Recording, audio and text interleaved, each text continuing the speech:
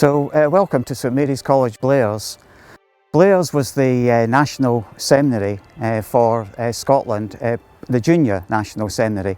So to explain, that was for the boys who were in secondary school age, basically, 12 to 18. And then after they finished here, they would then end up going to the senior seminaries, most of which in the early days were on the continent, but then there were a few in Scotland as well later on.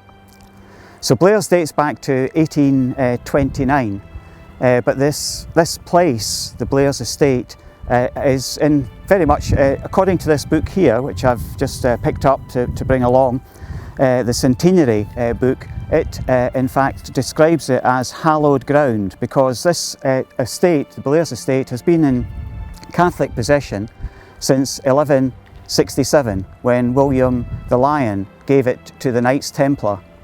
And eventually in 1535, because the Knights were driven out, it ended up being sold to the Mingus family, and it's been in the Mingus family ever since until 1827, when John Mingus, who was the last in his line, he then left the whole estate here to the church in Scotland for the education of young boys for the priesthood. So behind me you'll see the statue of Our Lady of Aberdeen.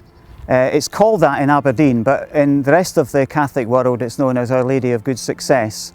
And the original statue, which has a history in Aberdeen, in the Bridge of Dee, there was a small chapel there, but at the time of the Reformation it was smuggled over to Belgium and it still remains there. But there's copies of it, and indeed several copies in Blairs. So the college was called, the proper name for Blairs was St Mary's College, Blairs, and it was dedicated to Mary.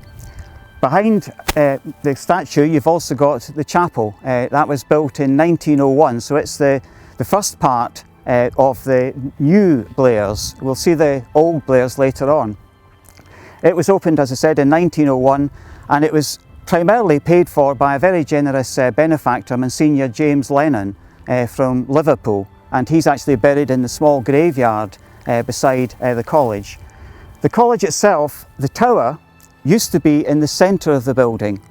Okay, so in 1927, the part on the right was extended because the number of students that came to Blairs was outgrowing the size of the building.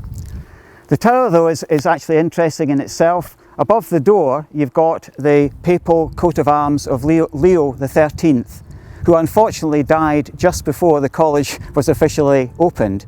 And then either side you've got the coats of arms of Bishop Chisholm, who was the rector here at Blairs between 1890 and 1899, and then became the Bishop of Aberdeen until he died in 1918. So he maintained very much as bishop an interest in continuing this project that he'd started. And indeed when he was first made bishop, he tried to stay on as rector as well, but after a few months he had to recognise that he couldn't do both jobs properly, and he then gave it over to another Aberdeen priest. The tower, though, you've got the two coats of arms, as say Bishop Chisholm, and then the other side you've got John Mingus, the man that I mentioned earlier on. And then going up the tower you'll see the emblem of Mary on the corners, and then another papal coat of arms, and obviously crowning the whole thing in its glory is the papal crown, the papal tiara. And when this was all built, none of these trees existed, so I mean this was very much a landmark on Dee side, with the papal crown overseeing the whole thing, you know, and it could be seen people coming out on the road, on the South Dee side road or the North Dee side road. The building itself is reasonably easy to explain the way it was used. The bottom floor was the living quarters of the boys. The study hall, as the name suggests, along here was where they did all their homework and exams and things like that. Then classrooms, and then further back, but we can't see it, but the back part of the building was wash places, locker rooms, all sorts of things like that. And then the middle floor was the priests' living quarters, and at one time there were about 15 or 16 priests who were on the staff here at Blairs, because all the teachers at the beginning were priests, members of the clergy, and then bit by bit as time went on, and because of the need for priests in parishes, some nuns started teaching, as well as some lay members of staff, and I was one of those lay members of staff. I should perhaps have said I was a student here at Blairs. I arrived here in 1968 as a third year, having been at Lang Bank in first and second year, and then I left in 72. I decided not to go on to senior seminary, but after I'd been at university and teacher training college, I was invited to come back here and teach geography, and that's what I did from 77 until it closed in 1986. So I was one of those lay members of staff. The top floor was basically the dormitories.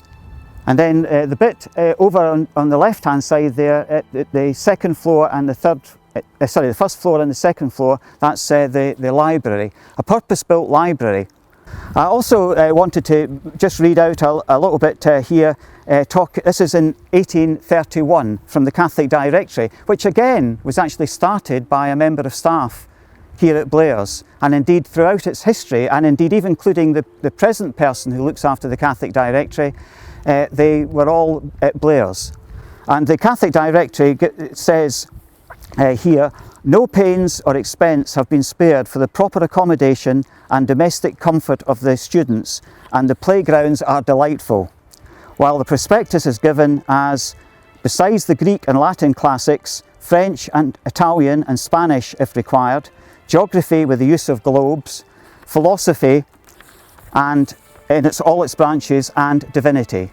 So I'm quite happy as a geography teacher to see their geography with the use of globes was there right from the beginning in 1831.